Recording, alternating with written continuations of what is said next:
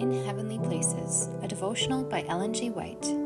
Our personal intercessor, March 13th. Who is he that condemneth? It is Christ that died, yea rather, that is risen again, who is even at the right hand of God, who also maketh intercession for us. Romans 8, verse 34.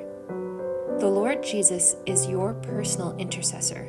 Repeat over and over many times through the day. Jesus has died for me. He saw me in peril, exposed to destruction, and poured out his life to save me.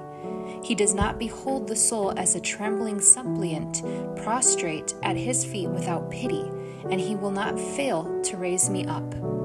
He has become the advocate for man. He has lifted up those who believe in him and placed a treasure house of blessing at their demand. Men cannot bestow one blessing upon their fellows. They cannot remove one stain of sin.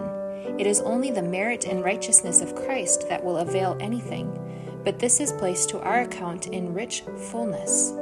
We may draw upon God every moment.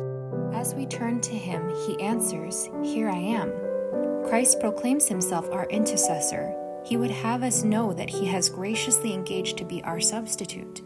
He places his merit in the golden censer to offer up with the prayers of his saints, so that the prayers of his dear children may be mingled with the fragrant merit of Christ as they ascend to the Father in the cloud of incense.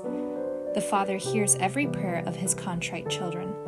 The voice of supplication from the earth unites with the voice of our intercessor, who pleads in heaven, whose voice the Father always hears. Let our prayers therefore continually ascend to God.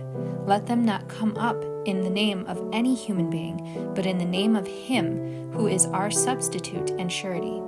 Christ has given us his name to use. Jesus receives and welcomes you as his own friend. He loves you. He has pledged himself to open before you all the treasures of his grace for your appropriation. He says, "At that day ye shall ask in my name, and I say not unto you that I will pray the Father for you, for the Father himself loveth you, because ye have loved me, and have believed that I came out from God." John 16, verses 26 and 27.